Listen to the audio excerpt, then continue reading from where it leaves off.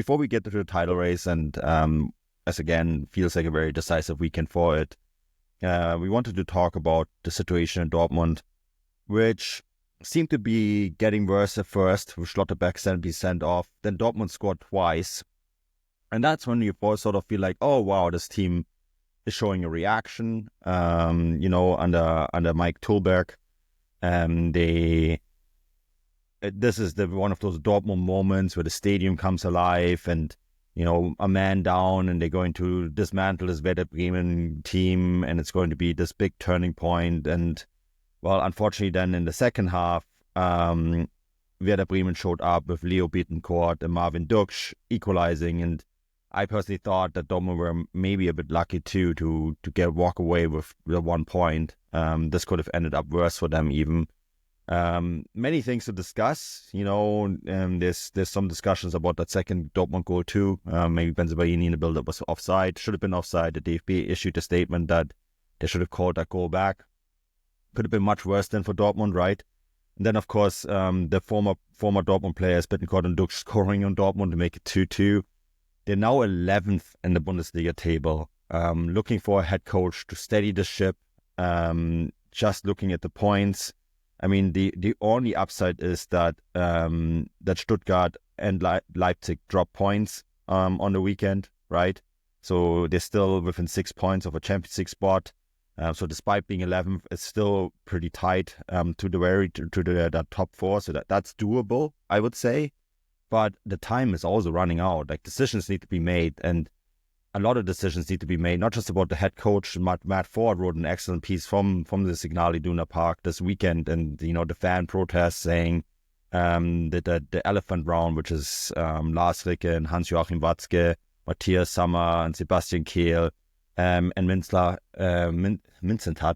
are part of the big issue here as well. So it just seems like it's kind of like that, that the dog sitting in the meme with the dog sitting in the room burning and saying it's fine. That's kind of where we're at right now, right? It's just like fires everywhere, and you can choose who the dog is in this scenario. But it just seems very chaotic at the moment, and it seems like a long way off until something gets fixed. Yeah, it does. And as I said last week, we're now on January 26th, and Dortmund still haven't signed a single player this January transfer window, which was imperative regardless of who's in charge or who's standing on the sidelines. And that just kind of shows the complete inaction at the club. They'll maybe argue, we have to bring a new head coach in before we can do that, which I think just proves that the club's got everything backwards, because the sporting director, technical director, sport, whatever the expression is, or the job title is, Sebastian Kehl and co, Mislintat, etc., they should have had January signings lined up about 2 months ago and ready to sign them on the dotted line when the clock struck 12 on New Year's Eve, regardless of what was going on with Nuri Sahin, and they don't, and this just sums up Dortmund perfectly well. And I think that probably that game that is in the 2-2 against Werder Bremen actually did a good job of underlining the fact that, Nuri Sahin had his problems. He probably wasn't a good enough head coach for Dortmund, but fundamentally the squad just isn't a good enough squad. I think if you were to actually put out a strongest 11 of every single team in the Bundesliga and do some sort of Royal Rumble, round robin competition, theoretically speaking, I think Dortmund's strongest 11's maybe the 5th or 6th best in the division, if that. Yes. And I think that came to bear in terms of this game. There were players that stood out. Dortmund fans were certainly hoping that we'd see some sort of reaction from the players, because they had led to Nuri Sahin being sacked, and we just didn't really see it across the board. Yeah, Brandt was bright. I thought Gittins was bright. Girassi obviously technically gets 2 goals, but we still saw the same old problems. We still saw Emre Can looking foolish in defence, Benzabaini being error prone, Nemcha really struggling to kind of exert his dominance on the match. Gregor Kobel has just receded dramatically from what I thought was one of the best goalkeepers in Europe a couple of years ago. He looks like an absolute nervous wreck when he plays for Dortmund these days. And to top it all off, Nico Schlotterbeck gets sent off 20 minutes into the game for what was probably a light challenge, or what some Dortmund fans would understandably say a soft red card. My only issue with that is that it's the kind of red card that Nico Schlotterbeck has probably had to deal with his entire career, in the sense that every single central defender knows you either can't let the striker run across you, or you can't run behind them and not expect them to go down and look for that red card. And it just kind of shows the naivety or a lack of experience, or just the foolishness that has been on show from these Dortmund players time and time again this season. Yeah. And in a way, Schlotterbeck kind of embodies what's wrong with Dortmund these days. On paper, they've got plenty of good players, but they just aren't performing. Having said that, they obviously go 2 goals up after going a man down. We all kind of thought, misses perhaps the performance that, excuses the red cards, somewhat excuses some of these players for bad for bad campaigns to date. Guirassy, for example, has been really quiet recently, but the fact that he kind of managed to bounce back in this game was exciting to see. Julian Brandt as well. But we then see, Werder Bremen kind of kick into gear.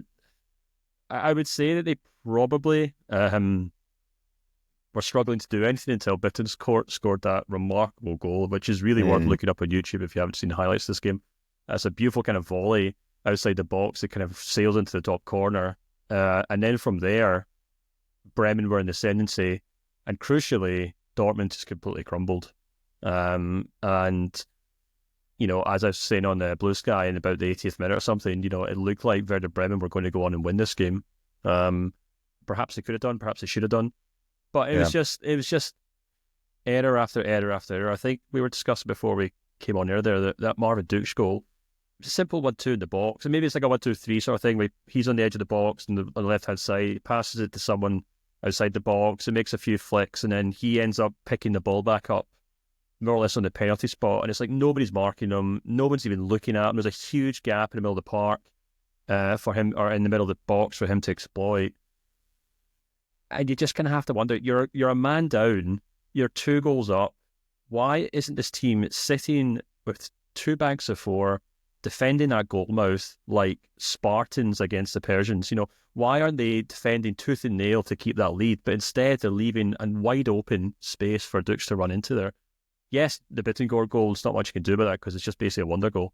But it just felt like it was a game that really summed up the issues at Dortmund and why a lot of it really has got nothing to do with Nuri Sahin. The squad's not good enough. These players aren't good enough. And it's going to take a miracle for any head coach to come in at this point in the season and really change anything. Yeah, no, absolutely. And then it's kind of wild that when you started talking about the transfer window and the fact that it's nearing completion, a week tomorrow is when it closes. And as you said, 0 signings, lots of rumors. I think Weiger was the one that they were linked with. He's signed somewhere else now, so at least we know he's not coming. But it's interesting too, because you had the sense that, okay, well, we're gonna go with Nuri Sahin through January and see if he can fix things, even though we all knew this wasn't going to work. Like anyone, with ice in their heads could have seen this coming. And now with a week left in the transfer window, you have to sign a defender. You probably have to sign a midfielder. You probably have to sign a wingback or two. But you don't know what type of players you can sign because you don't know who the next head coach is going to be. And on top of that, it's not that easy to get the new next head coach, because I personally think the coach that would probably fit this team stylistically the best is Erik Ten Hag. And the other name that's been kind of rumored and linked to is Roger Schmidt, although Roger Schmidt is actually close to Dortmund, and for some odd reason they two have never found together. Roger Schmidt is a bit of a difficult character. I understand that, but at the same time, he's a good coach. He showed it in Germany. He showed it in Portugal as well. Of course, difficulties with his departure of Benfica. But Stefan, I think the main issue here is too that and I didn't realize this until I listened to an excellent podcast by the Süddeutsche Zeitung on this, and this hasn't really been reported anywhere. It's just mentioned by Röckenhaus, who covers Borussia Dortmund really well, for one of Germany's best newspapers, I think. And he mentioned that because Erik Ten Hag is technically, when he left Man United, there's they paid him 50 million euros to exit the club, right? And with the understanding that he's not going to take another job this season. This is something similar happened with Thomas Tuchel at Bayern when he left Chelsea, right? Although he was technically free to go somewhere else, Bayern had to negotiate with Chelsea to get him out of contract. It's not unheard of in Germany either. Only in Germany, if you're actually paying someone's contract out, that coach is usually free to go, right? The only similar case that we had in Germany was Julian Nagelsmann in Bayern Munich. The DFB technically had to negotiate a release with Bayern because, they kept them kind of under wraps. But, in the past, it often used to be like, well, if you've hired and you've been paid out, you're free to go anywhere. But I guess Man United with the payout of 50 million euros, they put a stipulation in it saying that, oh yeah, if you're going somewhere else, we want the club that signs you to essentially pay that payout, right? Because we want our money back, and we all understand the financial situation of Man United is difficult at the moment, right? They're under financial investigations for breaches of financial fair play, etc. So that is one coach who's difficult to get. And actually, the problem is the same with Roger Schmidt. When he left Benfica, he was given a sizable payout as well. And Benfica too said, like, yeah, well, we want to have whoever's the next club, we want them to pay for this. So Dortmund are pretty much left in the situation where the one coach, Erik Ten Hag, was probably stylistically the best fit, will probably, to get him, cost you most of your transfer budget for this winter, right? The other coach you've never been too hot on, but will also be expensive. And then on top of that, you have to buy a bunch of players. So I'm almost at the point now where I think they're probably going to just sign an interim and hope for the best, and then restart everything in the summer. And that also, of course, comes with a bunch of risks, because if you do that and you miss out on the Champions League, and I understand, yeah, you're getting a bunch of money from playing the Club World Cup, and they have this hope, which I really don't get. I really don't understand how they believe this could happen, that they could sell Gittins for 100 million euros. Like, who in the world is going to pay 100 million euros for Gittins? I just don't think that's realistic. So, it just seems like they maneuvered themselves in such a conundrum, both on the bench and in the squad additions, that for them, the easiest route to just get back to the Champions League is blocked. And now they're like kind of grasping on straws, as in like, oh, we can sell Gittins for 100 million and we get in this Club World Cup. That's going to hopefully make us a bunch of money. And that just sums up the entire thing. It's just planless. It's headless. It's not thought through. It's just, yeah, crazy. With 1 week to go in the transfer window, it's just wild that it's all these little side stories that are going on. Yeah, as you were talking there, I just put up the page on Transfermarkt, which shows all the available coaches, and I filtered for German head coaches, and there's some interesting names there. Roger Schmidt is there. There's Edin Terzic, surprise, surprise. Jogi Löw, Jürgen Klinsmann, Bruno Labbadia, and then, of course, Felix Magath. Bring on Felix. Bring on Felix, yeah, Dr. Felix. Wouldn't that be something? Yeah, do you know what? I begin to think this Ten Hag and Roger Schmidt thing's a bit of a red herring, to be perfectly honest with you. I mean, I completely understand the reporting behind it. It makes perfect sense. But if you actually have a think about the amount of head coaches that Dortmund have really hired since Jurgen Klopp was in charge of the club, aside from one or two, most of them have really been afterthoughts. It's either been kind of inexpensive head coaches from Holland or from the Bundesliga. Obviously, a large chunk of this season, the last kind of couple of seasons, has been young head coaches from the club itself, which again I think just a very easy choice to make rather than actually putting any homework into any of this stuff. And you can make some case to guys like Marco Rosa, maybe, were head coaches that they obviously looked at and thought, we want to appoint these guys. But I would probably argue that they're also relatively inexpensive decisions as well. And it actually kind of lines up quite well with the discussion we had, I think, on one of the bonus shows discussing Dortmund's typical January transfer business, which usually revolves around signing a bunch of loan players, Jadon Sancho, Ian Maatsen, there's a few more through the years, where instead of actually trying to get to the root cause of their problems, they just kind of do these make these makeshift decisions in the hope that it'll keep things ticking over for another 6 months.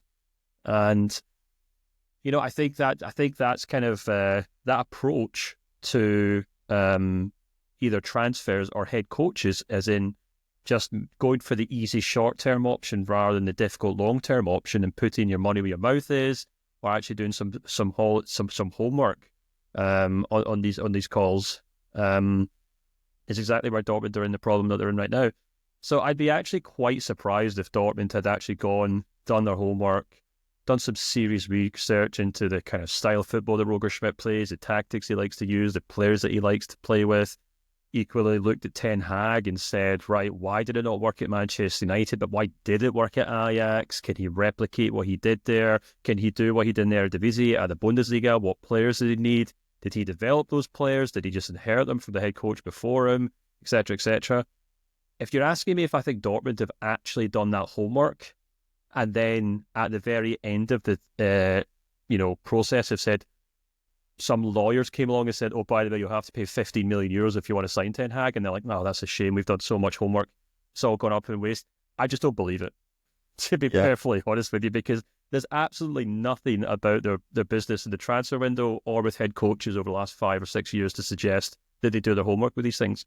And, they're in the mess that they created because they don't do their homework. So at this point, they're probably better just sticking with the under-19s head coach they've got in charge, hoping they don't get relegated, and then spending the difference between now and the end of the season really trying to figure out what went wrong and pick up a head coach who can do the job. Maybe you can bring him in beforehand and say, the results don't really matter. But the idea that Dortmund, in their current state, are going to seriously sign, do the research to find the right head coach that can dig them out of this hole. Even if, by the way, a head coach could dig them out of this hole, which I'm sceptical of in the first place, because I think the problem is they need to sign probably about half a dozen top-class players to get them out of this hole, which they're not going to do, is really the issue here. And that kind of echoes the newsletter I wrote for the Substack last week, which was basically along the lines of they are financially limited. As I wrote on the newsletter, and I mentioned the excellent Swiss Ramble, who is obviously, as his name implies, an accountant based in Switzerland who does a lot of analysis on football finances. And his recent piece on Dortmund, which is a couple of years ago, but still relevant, is the simple fact that the club, as I said in the newsletter, the lights are only kept on at the Westfalenstadion because of the money they make in the transfer market from selling these players each and every season. So it's not like Bayern Munich, where Bayern can go out and throw money at the problem and have the confidence in the transfer market to get the very best players because they have the money to pay them. Yeah. Dortmund don't have the money to go sign Ten Hag and give him 60 million euros to go spend, and that's an issue that Dortmund have to figure out, because Dortmund probably should have that kind of money. I think there's something seriously not wrong, I don't want to go that strong, but there's something intriguing that a club that's revenue has actually increased. I think I said in the article 18% in the last 5 years is still seriously struggling to run a profit. As I said in the article, again, using the Swiss Rambles numbers, their operating income or loss has been in the negative for the last 5 years. And what that means is if you take income from transfer fees and expenditure from transfer fees out of the equation, Dortmund as a business run at a pretty serious loss every year. Now, a lot of football clubs do that because that's just the way football clubs run. But I think it shows that the business side of things at Dortmund isn't working. And when you marry that with the sporting side of Dortmund not working as well, that's when you get situations like Schalke's relegation, like Hamburg's relegation, like Werder Bremen's relegation. And I know it's crazy to say that these clubs, that Dortmund could fall and that they're too big to fall. But remember, the Bundesliga is a graveyard for former giants that fall. And I don't want to say Dortmund are going to get relegated because that's obviously obscene until it's not. And I don't know. I just think they're in a real pickle. I really don't know how to get out of this mess. I mean, Schalke is the one that Dortmund fans hate the comparison with, but it's probably the fitting one because, they were a giant financially. And until they weren't. They had a bunch of bad transfer windows, and I think that's really where the operational loss comes from. That although Dortmund are very good at selling players for lots of money, how many duds have they bought in the 30 to 40 million euro range, right? And that is a big problem here. That when they do spend money, that the transfers really rarely work out, and that goes back a while as well, including the return of Mario Götze, Schürrle, Rode, all these guys. You can look at every transfer window where they spend significant money, and you're like, yeah, that didn't work out, that didn't work out, that didn't work out, and it's still like all these transfers were in the 30 to 40 million euro range, and you're like, okay, well, that's why. They're very good at selling players, but they're very bad at buying them. And every once in a while, and if the bunch of players that they're buying, they get one that they can sell for lots of money back to England or Spain or wherever. That gives them the reputation that they maybe don't deserve, that they're a good developing club, right? I mean, Erling Haaland, okay, they made money on him, but a blind person could have seen that Erling Haaland was a good goal scorer at RB Salzburg, and picked up that option for, what was it, 20 million euros to bring him into Dortmund and move him on, right? Like, this is just the thing. I mean, I think they get heavily overestimated in their transfer policy. They're actually pretty bad at buying players, and they just get rescued because every once in a while they find one that they can sell for lots of money. And I think that's what needs to improve. Like, the intake of players has to be better to be competitive with Bayern Munich, right? They can't afford to have a transfer window where you're buying 5 guys for 120 million euros and like maybe one of them who just signed as a 16-year-old works out. That's just not how it works. If you're a club like Borussia Dortmund, you want to be successful in the Bundesliga, every single one of these transfers has to be a hit. And they're not.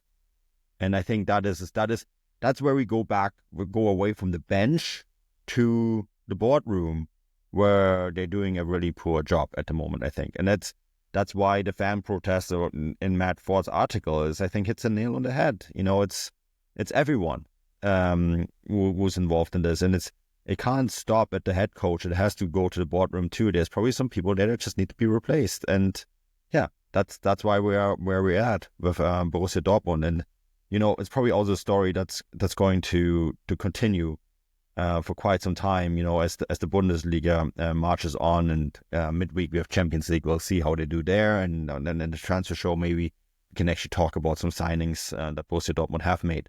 Let's leave Dortmund alone. Let's move on to the top of the table.